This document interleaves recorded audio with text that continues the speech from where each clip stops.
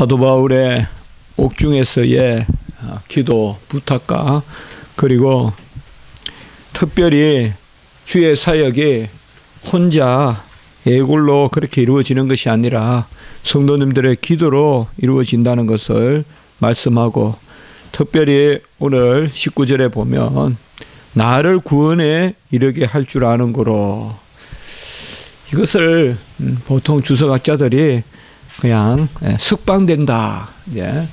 물론 사도 바울이 빌립보 교회에 있을 때 이 마지막 단계는 아니거든요.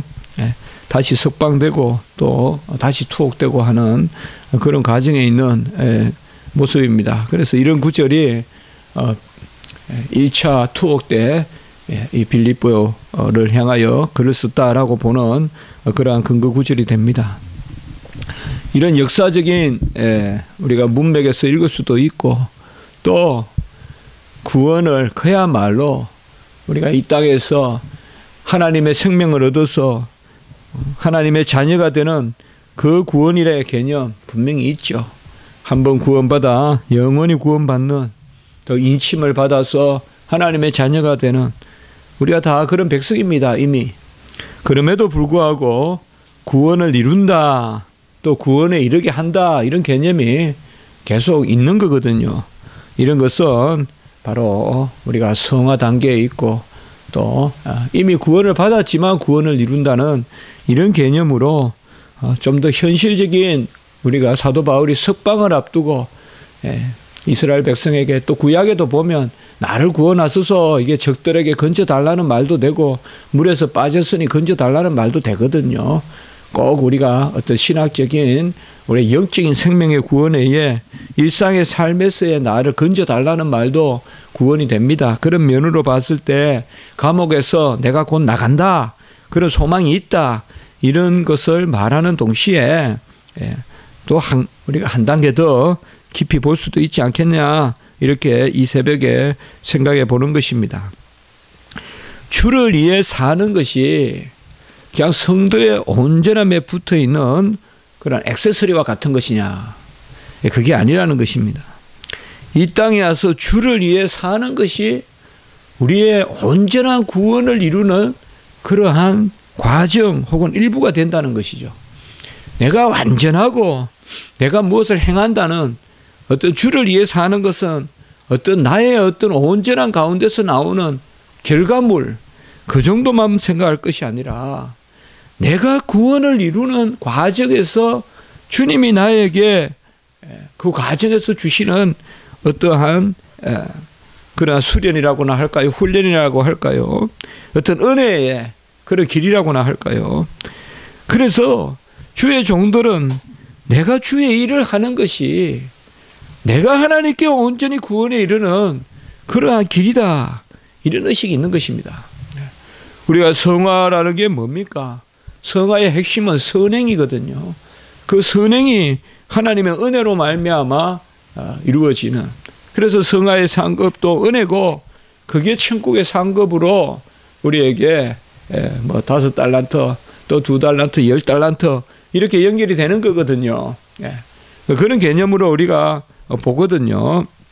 그런 측면에서 그저 뭐 나는 구원받았고 나는 인품이 이 정도고 나는 갖춰졌고 그래서 내가 뭘 하고, 아마 선생님이고 세상에 교수 같으면 그렇게 말할 수 있을 거예요. 내가 무슨 학문을 가지고 있는데 그런데 그걸 내가 사용했어, 그래서 무슨 셀러리를 받았어, 이렇게 말할 수 있을지 몰라도 하나님의 일은 그게 아닙니다. 내 자신이 만들어져 가고 내 자신이 온전케 되고, 바로 성화의 과정에 하나님을 위한 섬김이 있다는 것입니다. 하나님을 위한 섬김이 내 구원의 그러한 하나님 앞에서의 영광스러운 길로 나아가는 내 구원의 일부다.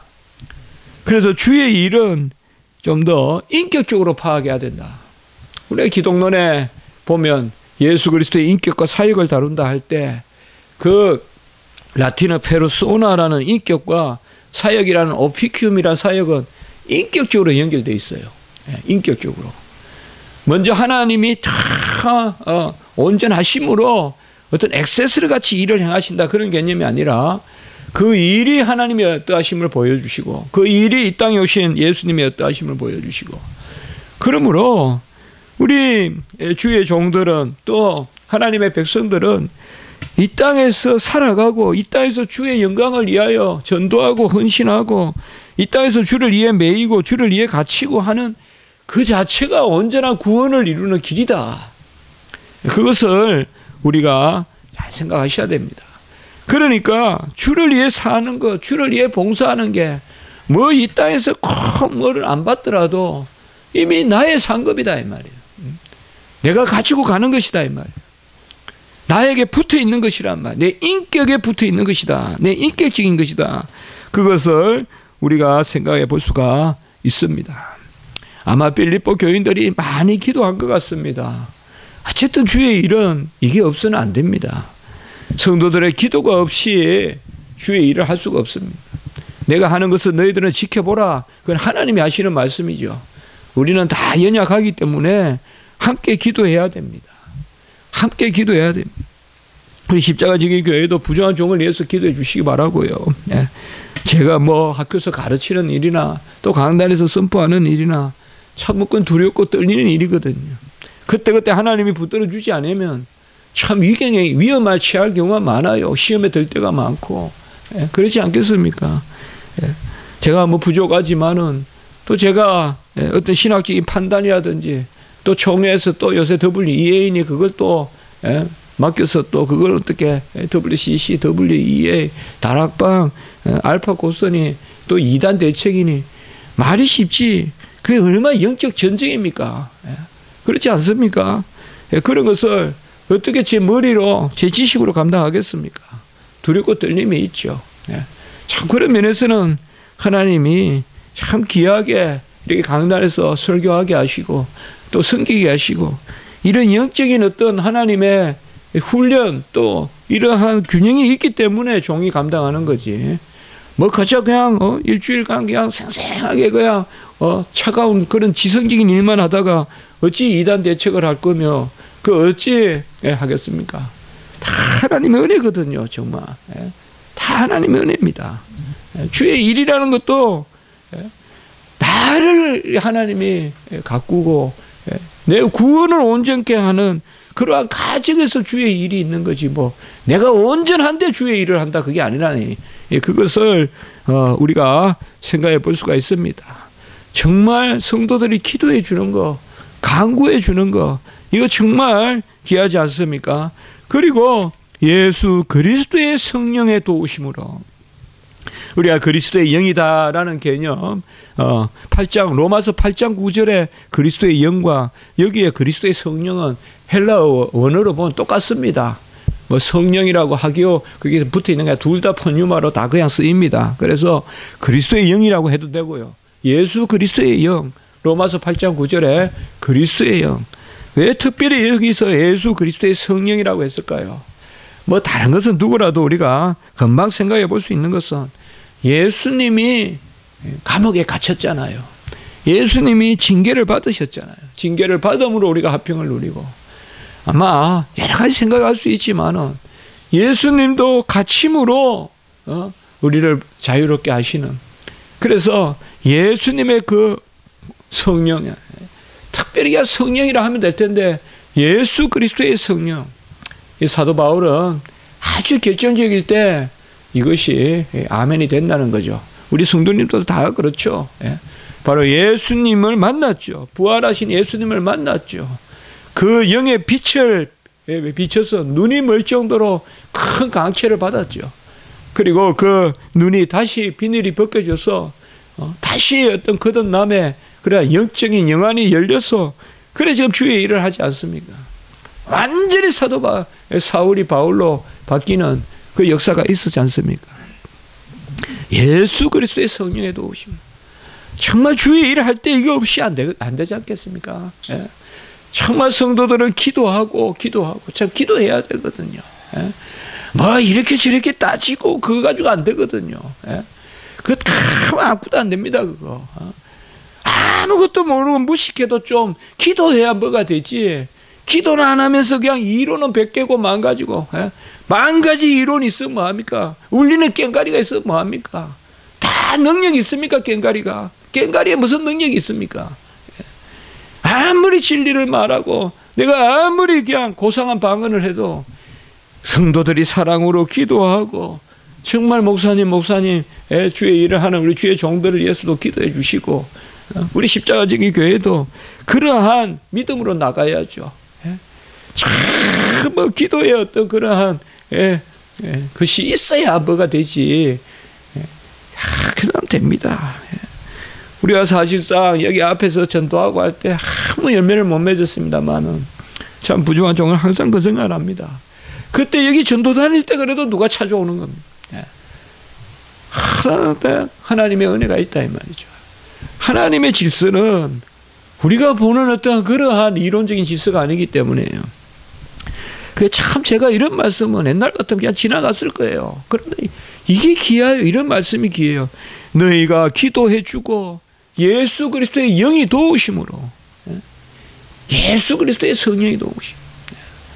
아마 사도 바울이 마게도냐에 그 사람이 나타나서 마게도냐로 오라고 그 기도의 한상 가운데 들어와서 보고 마게도냐로 갔을 때 그 영도 예수의 영이고, 그 영도 예수의 영이고, 그리고 이 영도 예수의 영이고, 우리가 구원받는 영도 예수 그리스도의 영이죠. 사도 바울은 자신이 감옥에 있는 것으로부터 이제 풀려날 것을 안다. 이게 19절이에요. 제가 서론에서도 말씀했지만 사도 바울은 그런 소망을 많이 가지고 있습니다. 빌립보서에 가장 많이 나오는 단어가 기쁨이란 단어라고 이야기했잖아요. 가장 많이 나오는 단어가 기쁨인데 바로 이러한 소망을 가지고 있음에도 불구하고 그러나 내게 사는 것이 그리스도니 죽는 것도 유익함이다. 21절에 그렇게 이야기하고 있습니다. 감옥에서 있거나 나가거나 그리고 또 내가 무슨 일을 당하거나 내게 사는 것이 그리스도니 죽는 것도 유익합니다 라고 이렇게 말하고 있습니다. 우리가 갈라디아서도 2장 20절에 보면 이제는 내가 사는 것이 아니요. 여기 9절과 같이 우리가 잘 생각해야죠. 여러분 이 빌립보서는 전부 다 요절이라고 보면 됩니다. 다 귀한 말씀입니다. 모든 성경이 다 귀하지만은요 많이 요절로 여기 21절 내게 사는 것이 그리스도니 죽는 것도 유익하기라. 그리스도가 내게 산다는 말이 바로 19절에 예수 그리스도의 성령이 내게 있다. 이 로마서 8장 15절에 아빠 아버지라 부르는 영이 있다. 그리스도가 내 안에 살기 때문에 사는 것도 죽는 것도 유익합니다 라고 이렇게 말하고 있습니다. 그리스도의 영으로 탄식하고 그리스도의 영으로 통치받고 그리스도의 영으로 이끌림을 받고 그리스도의 영이 나를 지배하고 그리스도의 영이 나를 주장하기 때문에 내가 사는 것도 죽는 것도 온전하다 이렇게 이야기합니다. 우리는 그저 영에 실려 영에 떠내려가다가 영의 삶을 살다 죽는 것입니다. 막 거기에서 다시 육체로 판단할 필요가 없어요. 우리가 영으로 분별하고 영에 이끌리고 영의 조종을 받고 영의 통치를 받고 영의 소욕으로 살다가 죽는 거예요. 뭐 내가 이렇게 살면 뭐 육체적인 결론을 내요. 저는 그거 별로 중요하다고 생각하지 않아요. 주를 위해 살면 되는 거지.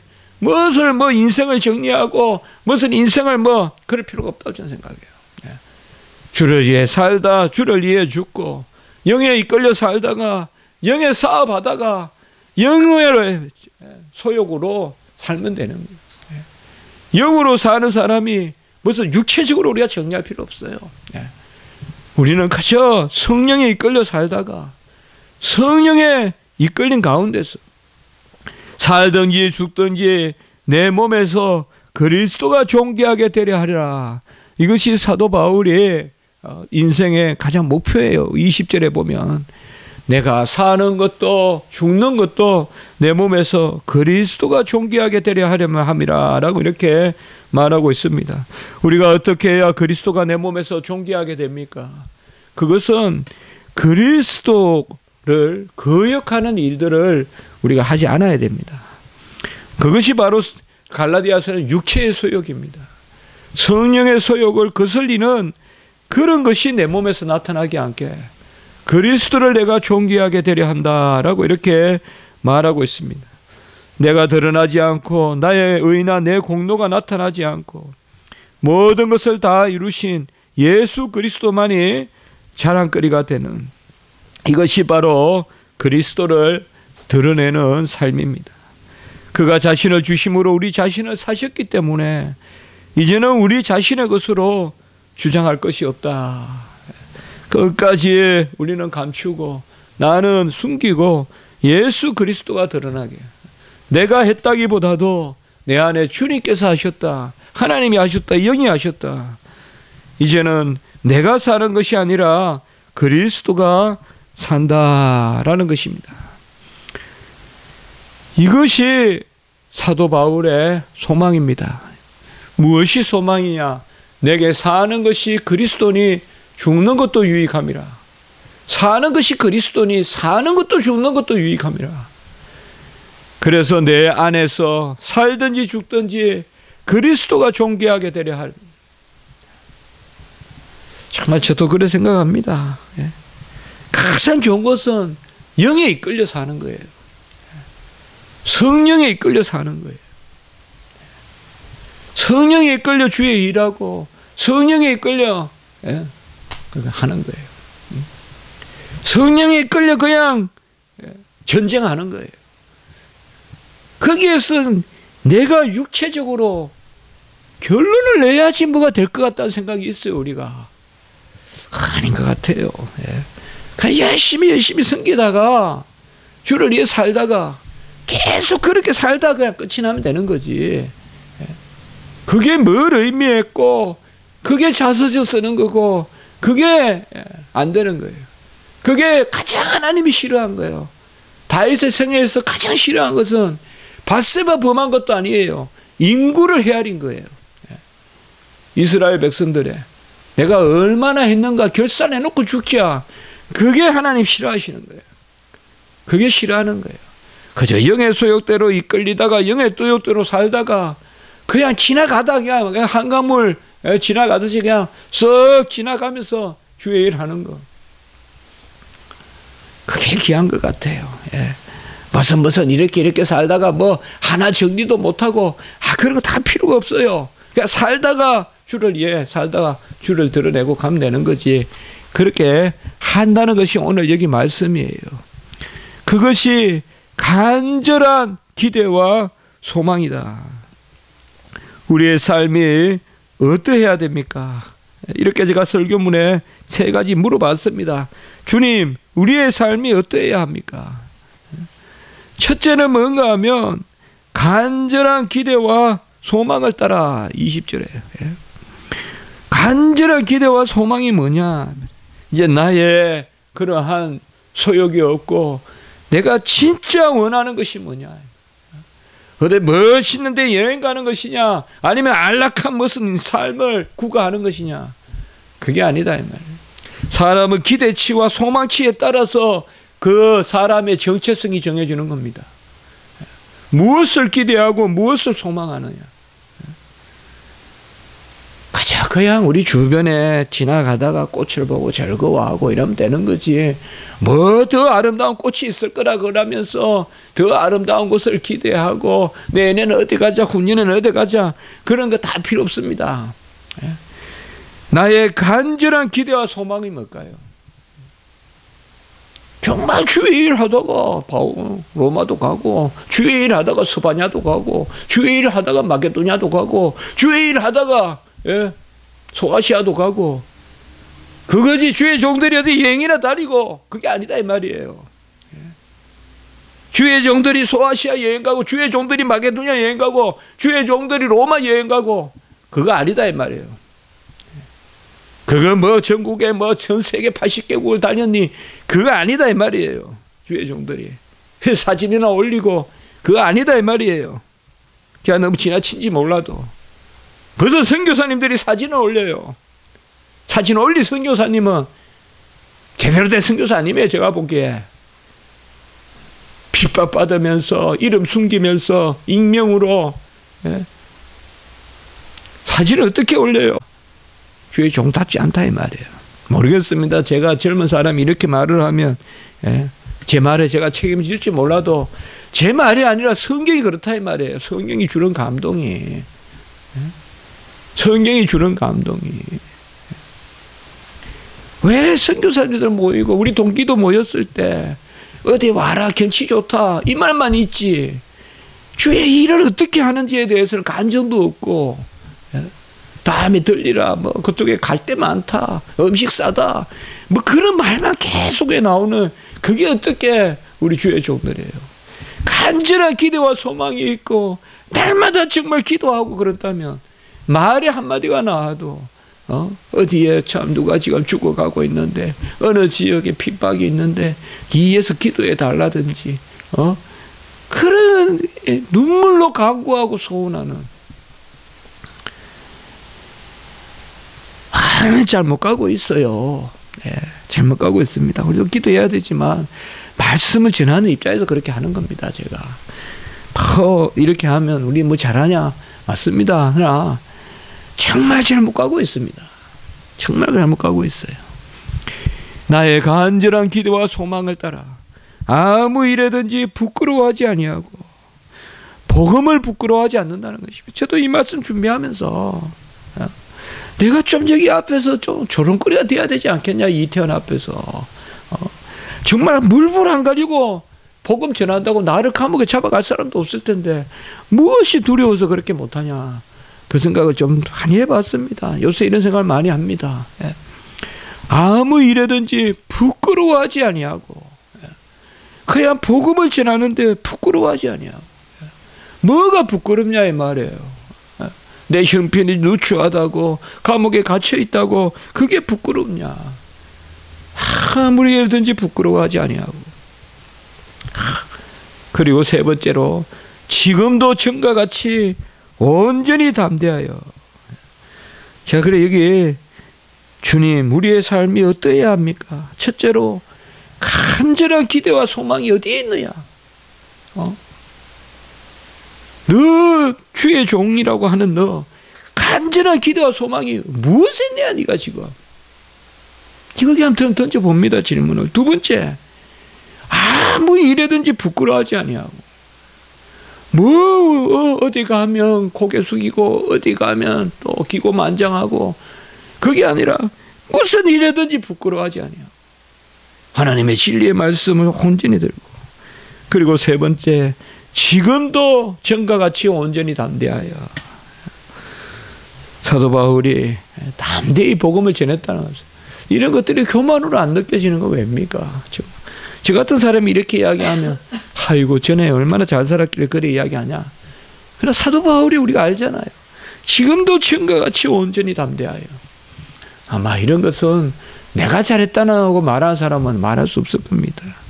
그리스도의 영이 그 안에 임하여서 지금도 전과 같이 온전히 담대하여 흔들림 없이 주를 위해서 하는 부정한 정도 오늘 말씀같이 이 가운데 살든지 죽든지 내 몸에서 그리스도가 존귀하게 되려 하라.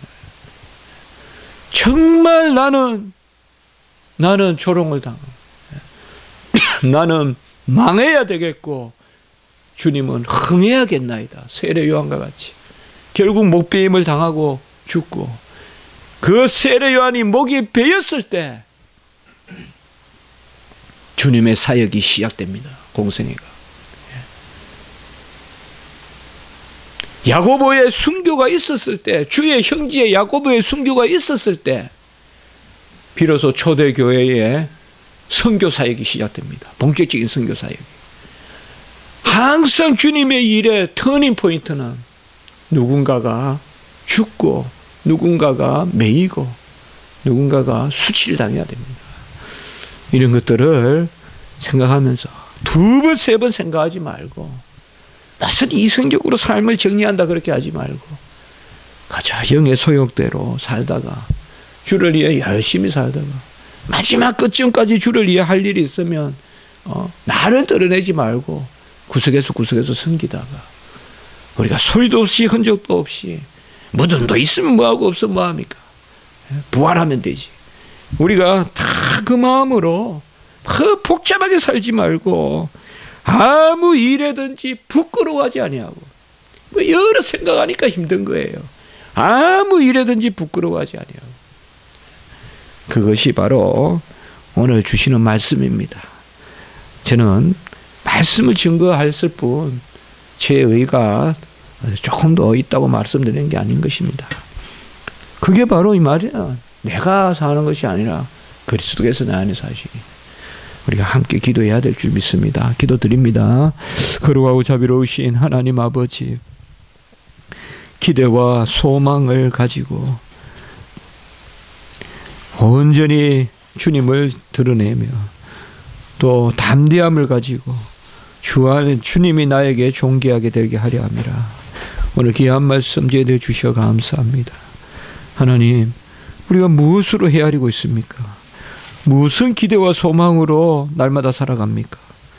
주를 위해 기대와 소망을 갖게 하시고 일체 모든 일에 부끄러워하지 말게 하시고 복음을 전하게 하시고, 때를 얻든지 못 얻든지 듣든지 아니 듣든지 이제 누구든지 사람 만나면 복음 전하고, 식당에서나 누구서나 복음 전하는 저희들 되게 해주시고, 온전히 담대하여 살든지 죽든지 주님이 내 안에 존귀하게 되게 하셔서 이것은 내 안에 사는 것이 그리스도니 죽는 것도 유익함이라는 오늘 옥중에 이 사도의 음성을 주님이 우리에게 들려주시는 영감된 말씀을 우리가 들을 수 있도록 주여 도와주시옵소서. 오늘 한날 예배 가운데 은혜를 베풀어 주시옵소서. 주여 강단의 말씀 가운데 주님 은혜를 베풀어 주시고, 우리 모든 부서 또 아버지의 행사, 아버지여 예배 순서마다 은혜를 베풀어 주시고, 우리 성도님들 어린 영혼으로부터 또 우리 모든 아버지여 장년 성도들까지 주님 지켜 주시옵소서. 우리 김진호사님 불쌍히 여겨주시고, 또 아버지여 어디에서나 주님 영광으로, 아버지여 주님 평강으로 위로로 함께해 주시고 회복되게 하시옵소서. 구주 예수 그리스도 이름으로 감사하며 기도드리옵나이다. 아멘.